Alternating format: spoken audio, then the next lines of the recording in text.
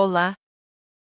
Tenho certeza que você, assim como eu, segue alguns canais específicos do YouTube que gostaria de ter um tempo reservado para assistir a todos os vídeos ou pelo menos os temas que mais interessam. Porém, sendo um canal com muito conteúdo, às vezes você perde algum tempo tentando localizar aquele vídeo que mais chamou sua atenção, ou que não conseguiu assistir por inteiro. Eu poderia ter o trabalho de copiar o link de um a um e anotar, mas já imaginou quanto tempo isso iria demorar? E se for um canal com muito conteúdo? E se eu mostrar a você uma forma de ter todos os vídeos devidamente catalogados em uma planilha do Excel, por tema e link correspondente de forma bem rápida, utilizando apenas 2 comandos? Seria uma boa? Vamos aprender! Abra o YouTube e acesse um canal de sua preferência. Recomendo o meu, como exemplo. Como ainda são poucos vídeos, o processo será bem mais rápido. Agora, vamos clicar na aba de vídeos. Como sabem, nesta tela, irá mostrar todos os vídeos apenas deste canal. Com o botão direito do mouse em qualquer local da página, selecione Inspecionar.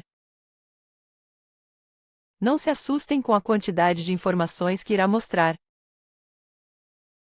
No menu acima, procure por console. Agora clique no botão de atualização da página.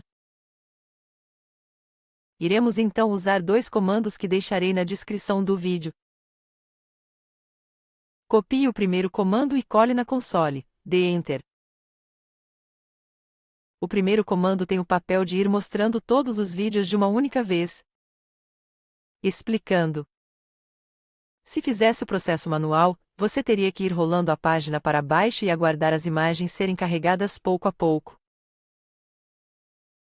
Continuando, comando executado, você irá notar uma movimentação automática na tela.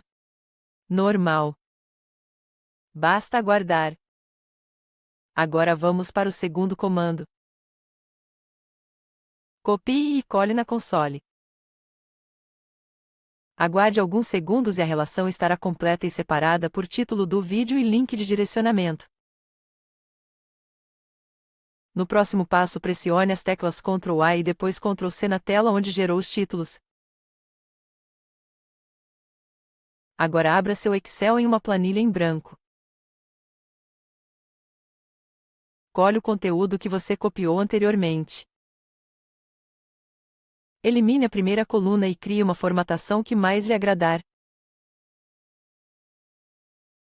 Show! Se você é fã de algum canal, e espero que se torne do Tips Hunter, terá facilmente todos os títulos de forma fácil à sua disposição. Espero que tenha gostado deste tutorial. Peço que deixe seu like e inscreva-se no canal para continuar recebendo novidades. Obrigado e até a próxima!